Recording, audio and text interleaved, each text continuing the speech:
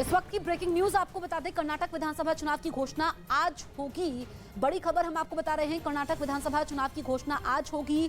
तो ऐसे में सबकी नजरें आज टिकी हुई हैं चुनाव आयोग की प्रेस कॉन्फ्रेंस पर, जो कि आज तारीखों का ऐलान होना है। सुबह 11:30 बजे चुनाव आयोग चुनावों की तारीखों का ऐलान करेगा।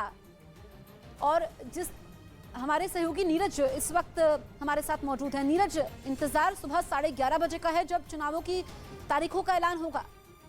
देखिए, बिल्कुल 11:30 बजे आज कर्नाटक विधानसभा चुनाव की घोषणा चुनाव आयोग करेगा।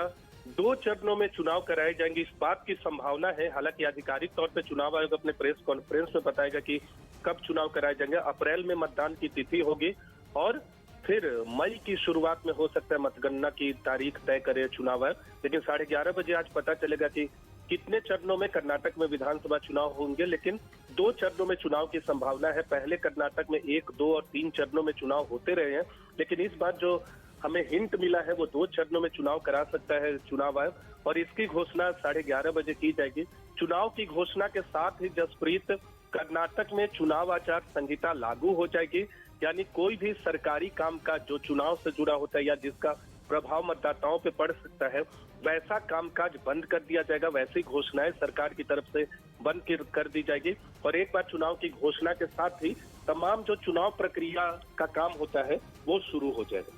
बिल्कुल नीरज, तो ये आचार संहिता तो लागू हो जाएगी। 11:30 बजे ये प्रेस कॉन्फ्रेंस होने वाली है। और अगर हम देखें मिशन कर्नाटक पर, चाहे हम बीजेपी की खास तौर पर बात करें, पूरा जोर बीजेपी ने लगा दिया है और ये चुनाव अहम भी है। और इंतजार तो सिर्फ 11:30 बजे का है कि कितने चरणों में ये चुनाव होगा, अगर हम पिछली बार की तुलना में देखें। देखिए, 2 चरणों में चुनाव की संभावना है, लेकिन थोड़ा वेट करना होगा 11:30 बजे तक। और जहां तक बात आपने कही कि बिल्कुल यहाँ मुकाबला इस बार कांग्रेस, बीजेपी और जेडीएस, जो कि वहाँ की एक क्षेत्रीय दल है, इन तीनों पार्टियों के बीच तो हो गई। लेकिन बहुत महत्वपूर्ण ये चुनाव माना जा रहा है, क्योंकि इसके बाद 3 महत्वपूर्ण राज्यों के विधानसभा चुनाव साल के अंत में होंगे। मध्य प्रदेश, राजस्थान, छत्तीसगढ़। उससे पहले कर्नाटक में बीजेपी और कांग्रेस के बीच कड़ी टक्कर मानी जा रही है इस राज्य में। और अगर बीजेपी चुनाव जीतती है तो उसका तो कंटिन्यू रहेगा चुनाव जीतने का सिलसिला। लेकिन अगर कांग्रेस कर्नाटक में बाजी मारती है तो एक बड़ा स्टेट कांग्रेस को मिल सकता है। जेडीएस की क्या भूमिका होगी, जेडीएस कितनी सीटें जीतेगी, ये तो आने वाले दिनों में पता चलेगा, मतगणना के दिन पता चलेगा। लेकिन हाँ, ये बात बहुत महत्वपूर्ण है कि दक्षिण भारत के राज्यों में प्रभाव छोड़ने के लिए और भारतीय सियासत में 2024 के लोकसभा चुनाव से पहले प्रभाव छोड़ने के लिए कर्नाटक के चुनाव नतीजों का बहुत अहमियत होगा। बिल्कुल नीरज, जो आपने बात कही है, आप ही की बात को आगे बढ़ाते हुए, क्योंकि इस साल कई सारे राज्यों में विधानसभा चुनाव हैं। हमने नॉर्थ ईस्ट में देखा किस तरीके से बीजेपी ने जीत हासिल की है, और उसी रथ को आगे बढ़ाते हुए जीत का मंत्र देने के लिए, क्योंकि पीएम मोदी ने इस बार खुद मोर्चा संभाला हुआ है कर्नाटक में, लगातार वो रैलियां कर रहे हैं। चाहे हम बीजेपी के राष्ट्रीय अध्यक्ष की बात करें, ऐसे में कर्नाटक काफी महत्वपूर्ण हो जाता है, दक्षिण का वो किला जिस पर बीजेपी की नजर काफी पहले से थी।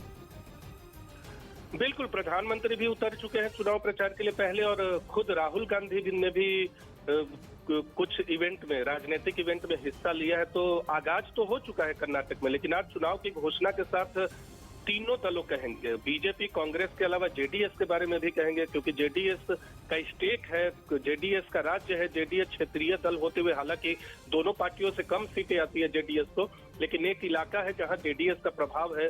पूर्व प्रधानमंत्री एचडी देवेगौड़ा की पार्टी है जेडीएस। तो ऐसे में तीनों दलों की अहम भूमिका होगी और सभी दलों ने अपने चुनाव प्रचार की शुरुआत कर दी। कांग्रेस पार्टी ने तो बाकायदा लिस्ट भी जारी कर दी है, उम्मीदवारों की पहली सूची भी जारी कर दी है, जिसमें 124 उम्मीदवारों के नाम की घोषणा की गई है।